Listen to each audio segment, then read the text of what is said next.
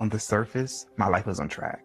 I was a medical laboratory scientist with a degree in biochemistry, and I was preparing for a PhD. My mind was trained to see the world in data and repeatable results, but inside, I was lost.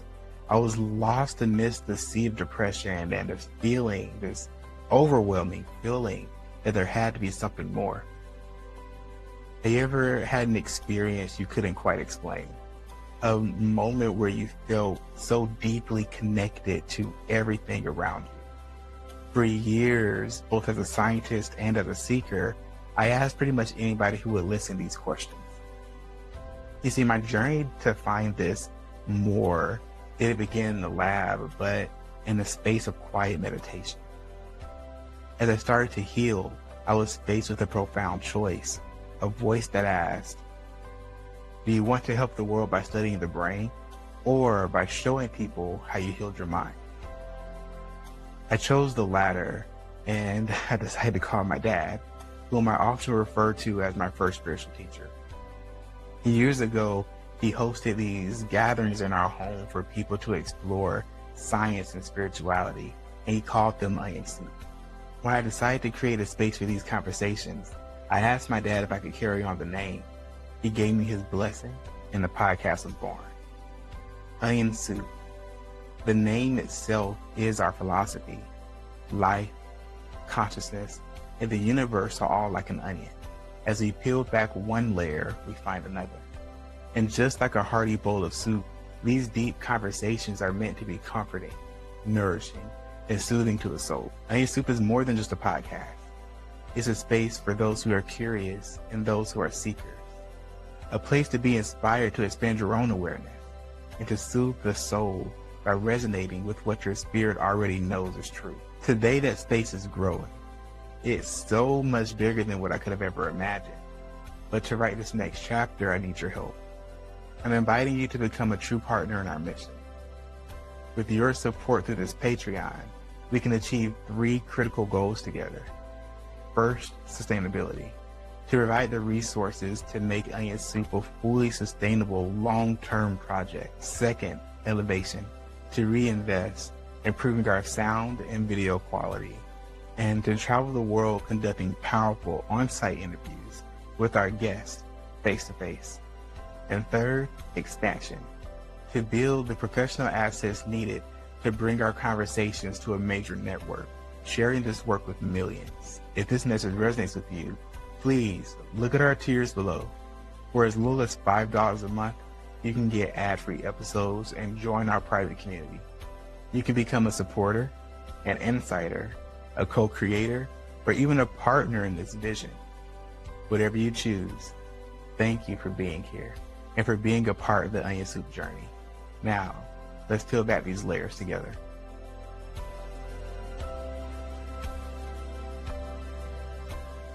Hello, everybody. Welcome back to another episode of Onion Soup. I'm truly excited to have our guest on today, Mr. Samuel Salgado. How are you doing today? I'm doing well. How are you doing today, sir? Doing wonderful. So I'm truly excited to talk about, everything you have going on. We were just talking briefly before the show got started about how you got everything going. So tell us a little bit about Decent Med and the Merlin Group. Yeah, so the Merlin Group started in 2020. What we found was we started with trends. And we found the 7 trends of 2020. And those trends were preventative intelligence, blockchain, 5G, IoT, AI, crypto, and medical distrust, which is one of the big ones that we found, especially towards the tail end of 2020. And we started the Merlin Group for a marketing company. My background's in digital marketing. I graduated with a degree from Florida Gulf Coast, Wings Up, in 2019. And my business partner, who's not with me anymore, but he was at the time, his background was in supply chain. So we were doing digital marketing for stem cell therapy. And what we found was stem cell therapy was extremely maligned and censored. You couldn't do Google ads. You couldn't really do much SEO. You really couldn't explain the benefit of it. So it led me to the reason of why. So it led me down a rabbit hole to a book called Racketeering in Medicine, The Suppression of Alternatives by James P. Carter. And in that book, I learned all about the suppression of chiropractic, the fact that it wasn't an MD until the 80s, the suppression of AIDS treatments and AIDS drugs, the suppression of obviously cancer, suppression of chelation therapy, which if you don't know what that is, it's the removal of toxic metals from the bloodstream. Your audience is probably in the States, so if they are, metal in the water, metal in the food. If you've ever been to a dentist, there's amalgam. So we have metal in our bodies. If you took the vaccine, there's metal in that as well. So there's so much metal in our bodies. And when it comes to heart disease, mainly is due towards a carotid artery. What that basically means is that you have plaque buildup, right? If you have a cut on my leg, scabs. If that scabs in your artery, it builds up plaque. And what that does, that causes a traffic jam. And then what can happen is stable plaque can get caught up in your arteries. Now you have things like angina, which is chest pain. You have erectile dysfunction, which a lot of men struggle with, things like that. But what you can have that's even worse is what's called unstable plaque. And that leads to strokes, arrhythmia, severe heart disease, which, as you guys probably know, is the number one killer in the world, is heart disease. So we found that all of these treatments were maligned. So then we said, okay, well, why not build a platform that showcases all of it? So we built a platform that showcased at the beginning acupuncture, chiropractic, chelation, stem cell therapy, nutrition, hypnotherapy, homeopathy, and detox. We found that the holistic medicine industry is so much bigger than that. So we decided to add coaches. We decided to add spiritual coaching. We decided to add breath work. We decided to add naturopathy. We decided to add all of these modalities because this industry is so much bigger. Then this year, we met a provider that created a documentary on PTSD, utilizing plant medicine and somatic exercise for PTSD. The guy he's from the Israeli army and he struggled with PTSD. So we did a 5-day retreat in Panama. First day, he imbibed cannabis. He did somatic yoga and exercise. And he also did rapé, followed by combo with rapé the second day, combo with rapé the third day, and then bufo with rapé the final day. And he explains in that state towards the end, where he's coming down all this stuff, how he felt like he was being programmed. And so many Americans are, so many people around the world are. And it helped him to get out of the program and realize that the Palestinians were really all the same. So it was a very cathartic experience for him. And that really helped me to build the platform into what it is. And to building it is something where it's a canvas, just like this wall behind me. It's a blank canvas that providers can build whatever they want. So then we thought to ourselves, what is it that people are really struggling with as far as providers? And there's really 3 main things: patient acquisition, patient misconception, and insurance reimbursement.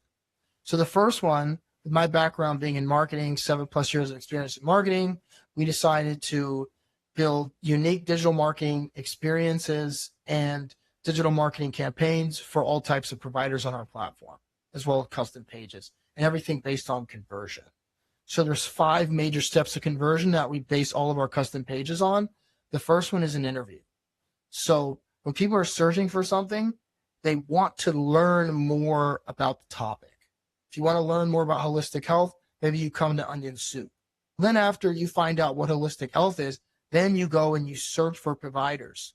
What if you could have it all in the exact same spot where the provider is the one actually educating you, and then that information and getting access to them is right there. It's a button click away. So then we said, okay, that's great.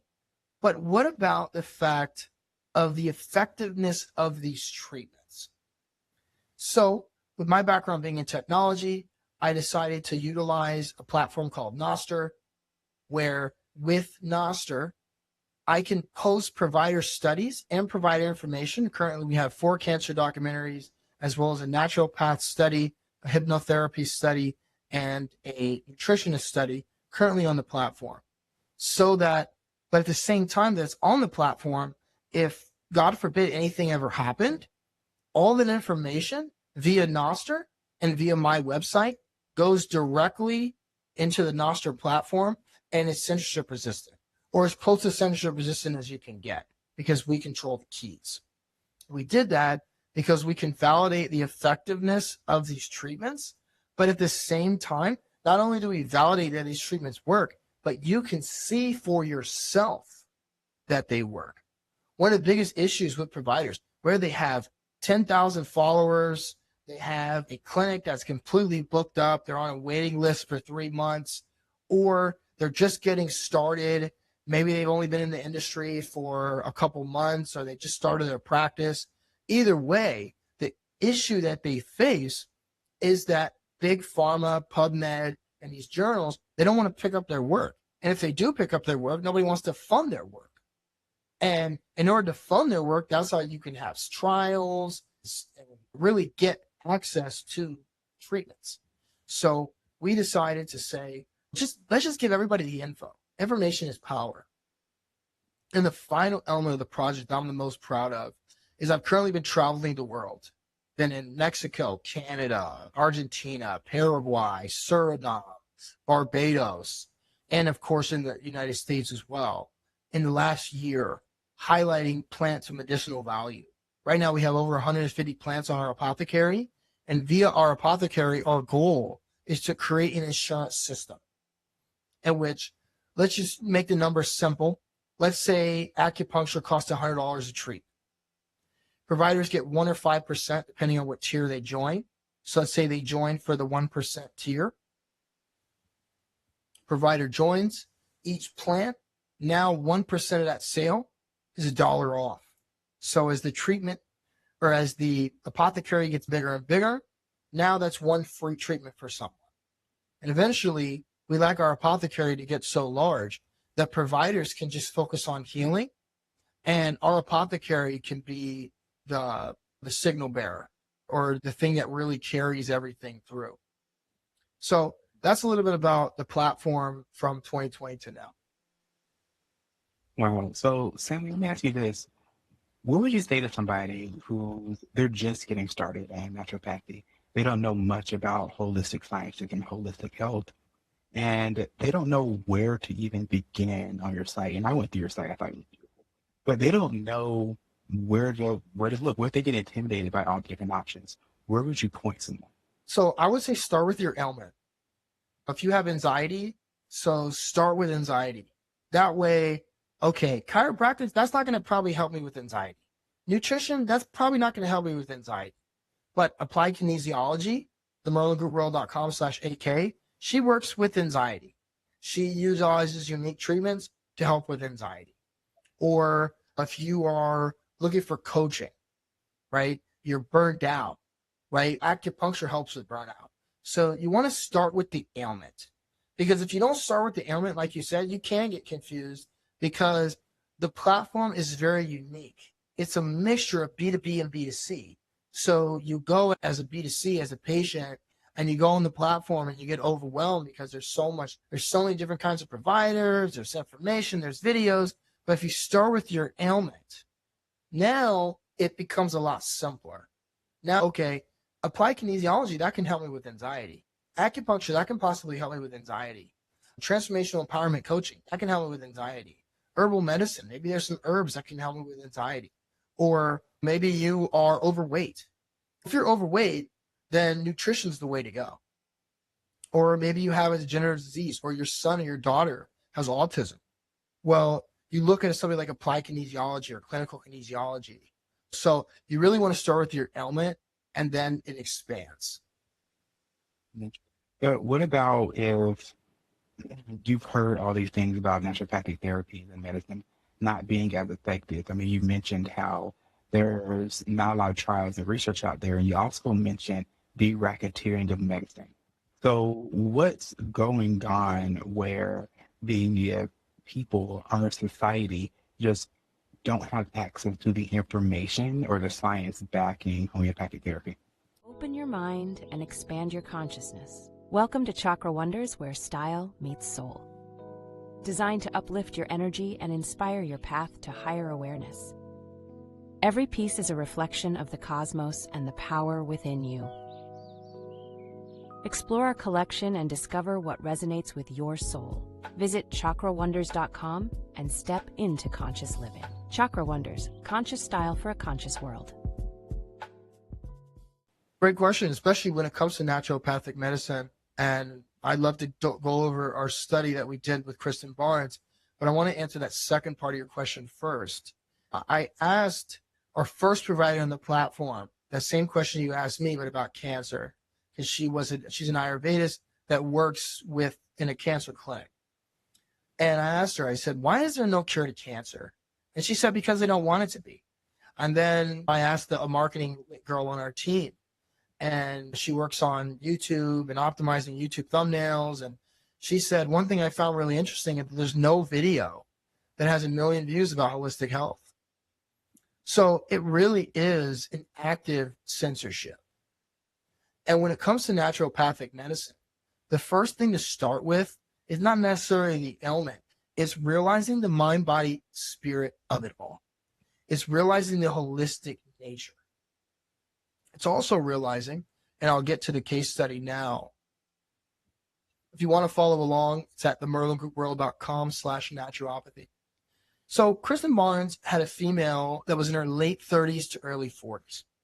And notice that she had a myriad of diseases, because that's one of the biggest things to answer your question about naturopathy versus traditional medicine, is that with naturopathy, it typically occurs in which you have a myriad of diseases or disorders that you feel, and you've been to a multiplicity of doctors and practitioners. Like in this case, she was going to 20 years of various practitioners, nutritionists, different kinds of naturopaths, and she couldn't see a result. She had pyrrole disorder, an eating disorder, childhood trauma, chronic yeast infections, food sensitivities, mold exposure, extensive antibiotic use. But notice that childhood trauma. Back to naturopathy, most people aren't looking at the trauma side of it.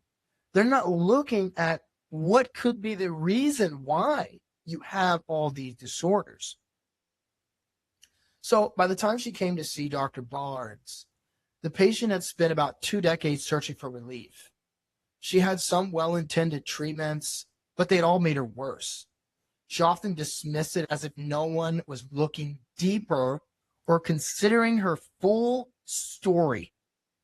Initial treatment for pyrrole disorder targeted various vitamins, some anxiety relief, but the rest of her symptoms remained. Something was still missing. So Dr. Barnes utilized a unique approach: genetic testing for nutrient metabolism, a SIBO breath test, and candida screening. These uncovered several key contributors. One was nutrient absorption issues related to genetics. 2, SIBO stands for small intestinal bacterial overgrowth. This was likely due to chronic constipation, and that could have been due to her long use of antibiotics, which made her candida worse. So back to naturopathy and why it's different, and really why holistic medicine is different, is because they take a personalized approach. Dr. Barnes likes to call it a layered approach. Her plan included targeted supplementation to support genetic vulnerabilities, antimicrobial support for SIBO and yeast, gentle gut healing protocols, nervous system support and mental health regulation, and nutritional changes to reduce symptom triggers. And in her words, "You gave me my life back. I didn't know I would ever feel good again." Her key takeaways was that her healing chronic illness requires looking at this is from Dr. Barnes, requires looking at multiple systems over time. Eclectic and individualized testing can uncover hidden root causes. Layered treatments is often necessary, especially when addressing trauma, gut health, and immune imbalances. And typically those things are correlated. And finally, She said that you don't have to just live with it. Even long-standing conditions can shift with the right care. So notice how when I touch on naturopathy, there's three things that are different. The first one is that she took a layered approach that was multi-factored and multifaceted, that included the mind, the body, and the spirit. The second thing that she did was that she didn't just look at the whole picture in her holistic approach, but she also focused on natural cures and personalized care. And finally, she helped to deal with the chronic conditions because of her approach. So to answer your question, the way that naturopathy works in a better way, and this is why there needs to be more studies, because it's more complicated. Naturopathy, typically the patient base is someone that has been to multiple doctors, that has tried multiple things, and it just didn't work. We've seen this with the applied kinesiologist. We've seen this even with some of the acupuncturists on our platform. Hell, we've even seen this with chiropractic, is that a lot of times the reality is that the patient has gone to traditional medicine, tried and tried again, and it has failed. So when it comes to treatment, you really want to look at, does the provider apply a unique holistic approach? In the case of Dr. Ballins is a certified acupuncturist and a certified nutritionist. So she knows how to apply different modalities. No, Samuel, you mentioned the mind, body, and spirit, and it's very easy for people to place a idea or concept on the mind and body. But what role does spiritual health play in holistic therapy? Great question. So you look at stuff like yoga, meditation. See, when people think of spirit, they think of religion, but that's not what it is. Spirit, a better way to put it, could be the fascia, right? And if anyone that doesn't know it, the fascia is like a thin layer that goes all over your body that covers you from head to toe. And then you also can look at spirit from the sense of energy. And a lot of people, when they think of energy, they think of woo, but it's very scientific.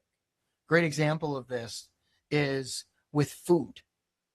If you're eating food from a gas station or food from the vending machine, well, it will keep you alive, but there's no energy in the food.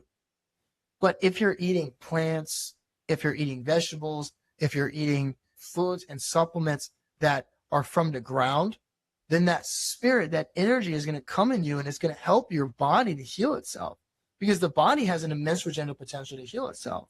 So when it comes to the spirit, taps into that, right? Even acupuncture is meridians, right? This is why when you look at, if you have a partner and if your partner just does this, doesn't even touch you, they just put their hand right above your body, you can feel their energy radiating off of you. So the biggest issue that traditional medicine makes is they completely avoid the soul and the spirit altogether. They focus on pills. They focus on surgery. But the problem with those things is that those things are actually weakening your immune system, so that your immune system now is needing more of the medication, even when it comes to Tylenol or different kind, or Motrin for headaches. You're better off doing breath work and being hydrated and tapping into your body. This is why, to answer your question about holistic medicine, why holistic medicine has been so closely associated with the plant medicine, cannabis, psychedelics, because they tap into something that's bigger than us. They get into the body, because that's what somatic exercise is. Somatic exercise is getting into the body, right? And breathing it out. See, the problem is, even when it comes to the mind and the body, when it comes to traditional medicine, they just tell you to work out, right? But the reality is that the way to actually heal yourself is by putting yourself in pain so that you can breathe it out or sweat it out. So all of these things are connected. They're just not called that same term. Even Ayurveda, right? People don't know what Ayurveda is, but if I said seasonal nutrition, if I said turmeric, if I said meditation, if I said yoga, you would know what that is. All of those things come from Ayurveda. And Ayurveda is the oldest medicine. And then finally, when you look at the spirit and holistic medicine, there was a documentary on Netflix. It was talking about the blue zones. I'm forgetting exactly what the name of the documentary was, but he was going in all these different places where people were living to be 100. And he was trying to figure out why that was. And one of those reasons why was there's only one place in the whole U.S. that has a blue zone. It's in California, where the Church of Latter-day Saints is. That's because they have community. There's other elements too, nutrition, the fact that they're outside, the fact that they're working, the fact that but the biggest thing is the community. And community plays a big role when it comes to the spirit and the soul. That is why we need each other. That's why when people are alone, they tend to have mental breakdowns. So when it comes to holistic medicine and the tie-in between spirit, the mind, and the body is the fact that it's all connected, and the fact that we need each other. That's the spirit. We need to eat foods that are benefiting our body. And we also need to do things to stimulate our mind. That's why you have to be careful what you listen to. It's good to have positive thoughts. So all of those things are connected. What would you say? What would you say to someone that has like a autoimmune disease or disorder, or perhaps a genetic issue?